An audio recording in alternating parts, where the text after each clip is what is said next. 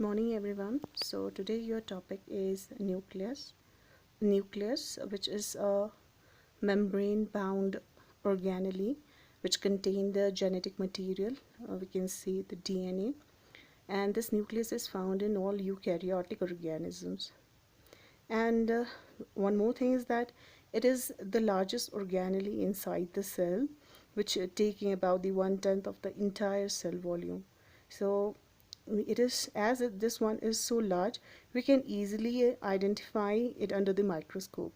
Okay, so the nucleus, which is one of the largest cell organelle inside the cell. Okay, when we see the detailed structure of the nucleus, what we find that it has a double membrane layer, and this one, this is the outer layer,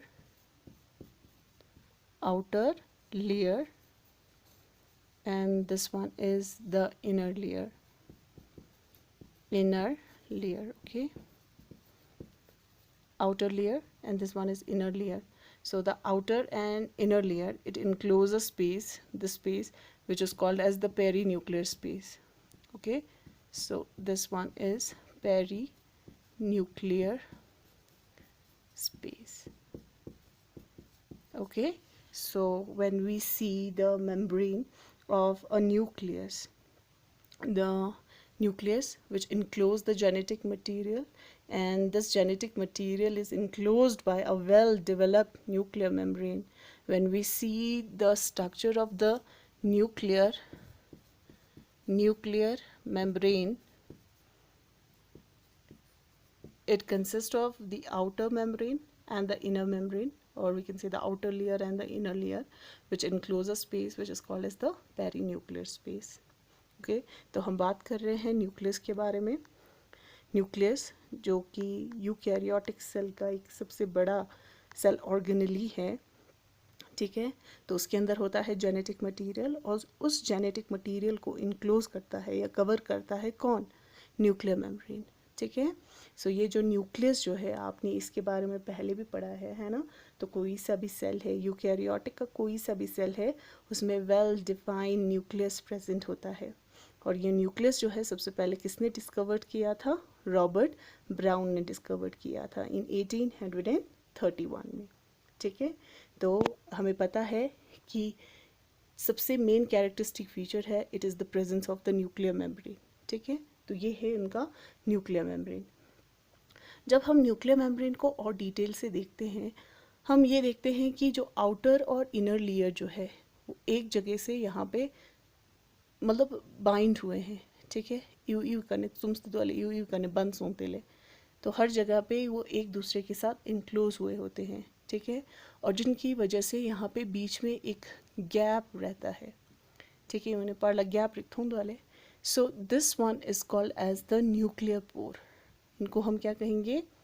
nuclear pore कहेंगे. ठीक है. तो हम ये कह सकते हैं कि जो न्यूक्लियर मेम्ब्रेन जो है वो पूरा जो है वो सेल को कवर नहीं करता है. ठीक है. पूरा कवर चुस्त में रुखाला ले, बल्कि क्या होता है, उनके बीच में थोड़ा बहुत क्या है, स्पेस है. ठीक है. तो इन स्पेस को हमने क्या नाम दिया है? न्यूक्लियर पोर नाम दिया है. ठीक है. अब ये जो न्यूक्लियर पोर जो है वो काफ़ी ज़्यादा इम्पॉर्टेंट है, बिकॉज कोई सा भी चीज़ है, जैसे कि हमें पता है कि इनके अंदर से जो डीएनए है they are converted into mRNA. MRNA जो है वो साइटोप्लाज्म में मूव होता है, या कोई सा भी इम्पॉर्टेंट प्रोटीन है जो कि साइटोप्लाज्म में अगर जाना हो या साइटोप्लाज्म से न्यूक्लियस के अंदर आना हो. ठीक है. तो ये सारी चीज़ें जो हैं, इन एंड आउट वाला मूवमेंट जो है वो कहाँ से होता है? न्यूक्लियर पोर के थ्रू होता है. ठीक है. So the second one is the nuclear pour. Nuclear pore हो गया. और इनके बीच में ये जो स्पेस है, ठीक है, नंकू पले न्यूक्लियर पोर इन नंकू इजू स्पेस पा तेरंगा जरा नुकले न्यूक्लियोप्लाज्म. क्या कहते हैं? न्यूक्लियोप्लाज्म कहते हैं.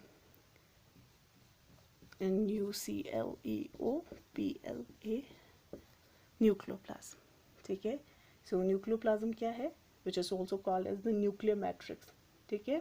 तो न्यूक्लियर मैट्रिक्स जो कि द जैसे कि हमें पता है सेल के अंदर जो फ्लूइडी सब्सटेंस है उनको हम कहते हैं साइटोप्लाज्म, और न्यूक्लियस के अंदर जो साइड है, जो मैट्रिक्स है, this is called as the nucleoplasm.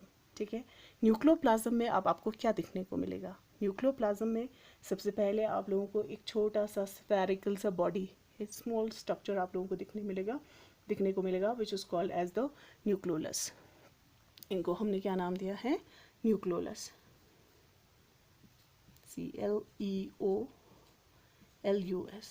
ठीक है, सो न्यूक्लियोलस जो है वो क्या है? It is a small spherical body which is found in the nuclear matrix. Nuclear matrix के अंदर होता है। And what is the main function of this nucleolus? Nucleolus जो है इनका मेन फंक्शन होता है कि वो RNA को सिंथेसाइज करता है। ठीक है, सो इनका मेन फंक्शन होता है synthesize of RNA molecule. And other than this nucleolus, what we find inside the nucleoplasm is the presence of the genetic material. Okay, तो इनके अंदर क्या होता है? जेनेटिक मटीरियल प्रेजेंट होता है। तो जेनेटिक मटीरियल जो है, तो आप लोगों को कुछ इस तरीके से सेल के अंदर कुछ ऐसे जेनेटिक मटीरियल दिखने को मिलेगा जो कि थ्रेड की तरह है। ठीक है, genetic material thread like structures हला। तो इन जेनेटिक मटीरियल को हम कहते हैं, ठीक है, ये है आपका जेनेटिक मटीरियल। ओके, अब ये जो जेनेटिक मटीरियल जो है, this thread like structures are called as chromatin. Okay, तो इन जेनेटिक मटेरियल को, जो कि थ्रेड जैसा आप लोगों को दिखाई दे रहा है, this is called as the chromatin. इनको हम क्या कहते हैं? क्रोमेटिन कहते हैं। ठीक है, अब ये जो क्रोमेटिन जो है, ठीक है, it can change its shape. कभी कभी क्या होता है, कभी कभी नहीं, जब सेल जो है वो नॉर्मल स्टेट में होता है, जब when the cell is not dividing, ठीक है, या हम कहेंगे कि जब सेल जो है जब वो इंटरफेस में होता है, ठीक है, जब सेल इंटरफेस में होता है तो हमें क्या दिखाई देता है? सेल के अंदर आपको कुछ ऐसे थ्रेड लाइक स्ट्रक्चर दिखने को मिलेगा। ठीक है, इंटरफेस एनाले, जब सेल जो है वो डिवाइड नहीं हो रहा होता है, ठीक है, when the cell is not dividing we see some thread like structures inside the nucleus. ठीक है, और इन थ्रेड लाइक स्ट्रक्चर को हम कहते हैं क्रोमेटिन। तो आप लोगों ने कभी क्रोमोसोम का नाम भी सुना होगा। The chromosome is also genetic material, isn't it? So chromosome जो है वो भी तो जेनेटिक मटीरियल है। अब यहाँ पे क्वेश्चन ये अराइज होता है कि what is the difference between this chromatin and chromosome? तो क्रोमोसोम भी तो है जेनेटिक मटीरियल, है ना? सो क्रोमोसोम और क्रोमेटिन में क्या फ़र्क है? ठीक है, तो क्रोमेटिन जो हमने कहा इन थ्रेड लाइक स्ट्रक्चर्स को, अब जब सेल डिवाइड होने वाला होता है, ठीक है, when the cell is about to divide, जब सेल डिवाइड होने वाला होता है, इनमें क्या होता है? दिस थ्रेड लाइक स्ट्रक्चर्स, ये जो थ्रेड लाइक स्ट्रक्चर्स है, ठीक है, this chromatin material they can coiled on themself, उनमें कॉइलिंग होता है। ठीक है, कॉइलिंग छानोकले, जैसे कि ये है ना, तो ये क्रोमेटिन है मान लेते हैं। इस क्रोमेटिन में ये उनमें कॉइलिंग हुआ होता है। इजोसला ले खोने ना इजोसला कॉइलिंग छानो ठिलानो, वो कुछ इस तरीके से उनमें कॉइलिंग होता है। अब आपको कैसा दिखाई दे रहा है? तो ये तो थ्रेड लाइक स्ट्रक्चर है। अब ये आपको कैसा दिखाई दे रहा है? So it appears like a rod. वो आपको कैसा दिखाई दे रहा है? रॉड स्ट्रक्चर की दिखा, रॉड लाइक, है ना? तो कैसा दिख रहा है? रॉड लाइक हलाले रॉड चिक्सोस थुंदा। So inner rod-like structures बताएंगे तो chromosomes है ना, ठीक है? So this is the difference between chromatin and chromosome. नाम अलग है because इनका जो appearance जो है वो structure दिखने में अलग है, बाकी both are same thing. Chromatin हो या क्रोमोसोम हो, दोनों जो है उनके अंदर क्या है? DNA है। इनके अंदर क्या है? DNA से बना हुआ है और बना हुआ है प्रोटीन से, ठीक है, प्रोटीन से। और क्या क्या चीज़ें हैं डीएनए और प्रोटीन के अंदर, ये सारे जो हैं हम बायोमोलिक्यूल्स में देखने वाले हैं, ठीक है। तो अभी आप लोग फ़िलहाल इतना याद रख लीजिएगा कि ये जो क्रोमेटिन और क्रोमोसोम है वो किसका बना हुआ है? डीएनए और प्रोटीन का बना हुआ है, ठीक है। तो ना आता हिस्टोन प्रोटीन दर्शन रियोन खला तेनते समय यहाँ पर डुबते नोकले, तो किसका डीएनए ना प्रोटीन यहाँ पर डुबते नो। अब क्रोमेटिन और क्रोमोसोम में क्या फ़र्क है, जब सेल डिवाइड नहीं हो रहा होता है दे अपीयर्स लाइक अ थ्रेड, ठीक है, वो थ्रेड की तरह दिखता है, इसलिए हमने उनका नाम रखा है क्रोमेटिन, ठीक है। When the cell is about to divide, जब सेल डिवाइड होने वाला होता है उनमें क्वाइलिंग हुआ होता है और वो कैसा दिखने को हमें मिलता है, रॉड लाइक, तो उनको हम कहते हैं chromosome, and this rod like structures are called as the chromosome, ठीक है। अब जब हम क्रोमोसोम के डिटेल स्ट्रक्चर्स को देखते हैं, ठीक है, तो क्रोमोसोम्स कौन कहता है कलुक्षियोनोकले खोने स्ट्रक्चर्स को हाला है, तेने खोने जुंग बिना सेंट्रोमियर्स देते पार्ट चियोनो तेन ते सेंट्रोमियर गुने पोजीशन बेसिस का मतलब समझ क्या क्रोमोसोम ना समझ क्या, नाउ लेट्स सी। तो क्रोमोसोम का जो डिटेल स्ट्रक्चर होता है वो हमें पता है, वो एक रॉड की तरह दिखता है, ठीक है। तो इनमें क्वाइलिंग हुआ है, ठीक है, तो क्वाइलिंग सोते नोगले क्वाइलिंग सोते सोते हालत नकपिक सोशी, थोड़ा मैं इसको इस तरीके से बता देती हूँ। ये जो क्रोमोसोम जो है वो एक रॉड लाइक स्ट्रक्चर को आपको दिखने को मिलेगा, रॉड शेप में, और ये जो रॉड शेप है उनमें थोड़ा सा कंस्ट्रक्शन हुआ होता है, इट्स ठीक है, इस तरीके से रॉड लाइक स्ट्रक्चर तो है, बट इनके बीच में क्या है, थोड़ा सा कंस्ट्रक्शन है, वाले, and this one is called as the centromere, इनको हम कहते हैं सेंट्रोमियर, याद रखिएगा। तो क्रोमोसोम में आप लोगों को एक कंस्ट्रक्शन दिखने को मिलेगा, ठीक है, construction which is called as the primary construction, primary construction, ठीक है, कंस्ट्रक्शन है ना होता है खींच शिका ले, तो ये है प्राइमरी कंस्ट्रक्शन। तो खचे खचे ना यंग कंस्ट्रक्शन चीकी संग मंग पोयुत ना तेनेगा सेकेंडरी कंस्ट्रक्शन, ठीक है। तो यहाँ पे मैं दूसरा बना लेती हूँ, ये रहा, ठीक है। तो यहाँ पे और एक कंस्ट्रक्शन है, this is the secondary construction, तो किसी किसी में सेकेंडरी कंस्ट्रक्शन भी हुआ होता है, ठीक है। जो पहला वाला जो कंस्ट्रक्शन है यहाँ पे, this part is called is the centromere, ठीक है, सेंट्रोमियर नोगले, सेंट्रोमियर इत हमा वेका खोया उना या एक डिस्क लाइक स्ट्रक्चर जिक थोगा नोगले का वंगता जरा नोगले काइनेटोकोर, ठीक है, काइनेटोकोर कहते हैं। सो दिस काइनेटोकोर जो है, ठीक है, जो कि प्राइमरी कंस्ट्रक्शन के पास है, ठीक है, इनका मेन फंक्शन क्या होता है, ये जो है जब सेल डिवाइड होने वाला होता है, स्पिंडल एपरेटस, ठीक है, सेंट्रोमियर का स्पिंडल एपरेटस भी है, ते स्पिंडल एपरेटस को ईविका अटैच छाला फिर हेल्प चौनोकले, ठीक है। तो ये सारी चीज़ें जो है आप सेल डिवीजन में पढ़ने वाले हैं, क्या होगा, ठीक है, और क्रोमोसोम जो है वो डिवाइड होगा, सेल चिकिना फिर पछानो, सेल चिकिना फिर पछानोकले, ठीक है। तो ये काइनेटोकोर जो है उस अटैचमेंट में हेल्प करता है। तो आप इनके स्ट्रक्चर्स को याद रखिएगा, क्या फंक्शन परफॉर्म करता है ये आप लोग बाद में देखेंगे, ठीक है।